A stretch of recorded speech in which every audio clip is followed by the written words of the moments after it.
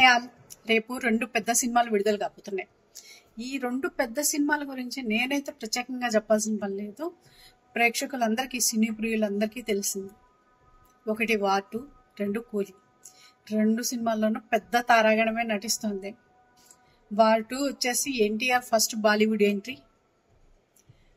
కూలీ వచ్చేసి నాగార్జున విలన్ గా ఎంట్రీ ఫస్ట్ టైం. ఈ 2 సినిమాలు ప్రేక్షకుల ముందుకు రాబోతున్నాయి.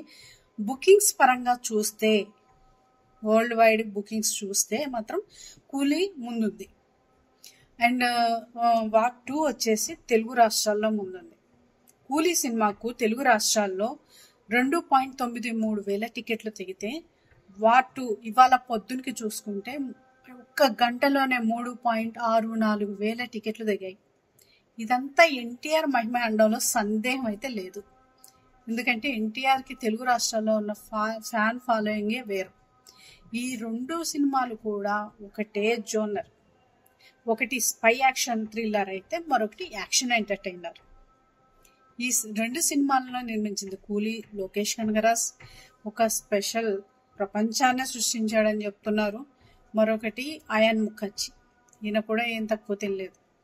ఇంట్రెస్టింగ్ విషయం ఒకటి చెప్పనా, అయాన్ ముఖర్జీ బర్త్డే వచ్చేసి ఆగస్టు 15, అంటే ఎల్లుండి. లోకేష్ కనగరాజ్ బర్త్డే వచ్చేసి రేపే ఆగస్టు 14. వీళ్ళిద్దరికి ఏజ్ గ్యాప్ కూడా ఓన్లీ 3 years. లోకేష్ కనగరాజ్ చిన్నోడు, కానీ ఇద్దరు తీసిన భారీ బడ్జెట్ సినిమాలున్నాయే, బీభత్సం కదా. ఇక ఈ సినిమాలో రెమ్యునరేషన్స్ విషయానికి వస్తే మనకి పక్కాగా తెలియదు, కానీ సమాచారం అయితే అందుతుంది. ఒక సినిమాకు, అంటే కూలీ సినిమాకు 250 కోట్లు ఓన్లీ రెమ్యునరేషన్ కోసమే ఇచ్చారని చెప్పేసి టాక్. అది కూడా క్యామియో రోల్ చేసిన అమీర్ ఖాన్ రెమ్యునరేషన్ తీసుకోలేదట. మిగిలిన వారి remunerations, Pooja Hegde special song కోసం ఆమె బీభత్సంగానే కోట్లు కొల్లగొట్టేసింది.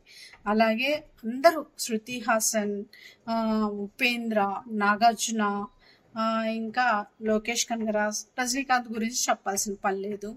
అండ్ సత్యదేవ్, ఇంకా మిగిలిన వాళ్ళంతా కూడా బాగానే కోట్లు తీసుకున్నారు.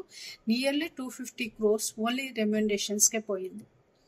ఇక వార్ 2 విషయానికి వస్తే ఇది పక్కా ఇంట్రెస్టింగ్. అసలు మోస్ట్ ఇంట్రెస్టింగ్ థింగ్ ఏంటంటే, వార్ 2కి హృతిక్ రోషన్ కంటే, బాలీవుడ్ స్టార్ అయిన హృతిక్ రోషన్ కంటే ఎన్టీఆర్ ఎక్కువ రెమ్యునరేషన్ తీసుకున్నాడని టాక్.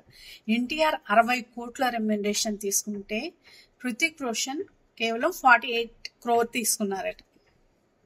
నిజంగా ఇంట్రెస్టింగ్ కదా. ఇక ఈ సినిమాలో 2 అంచనాలు అయితే బీభత్సంగానే ఉన్నాయి. మరి ఈ సినిమాలు ఏది రిలీజ్ అయిన తర్వాత పై చేయి సాధిస్తుందో, ఏది రేస్లో ముందు ఉంటుందో చూడాలి. Wait and see.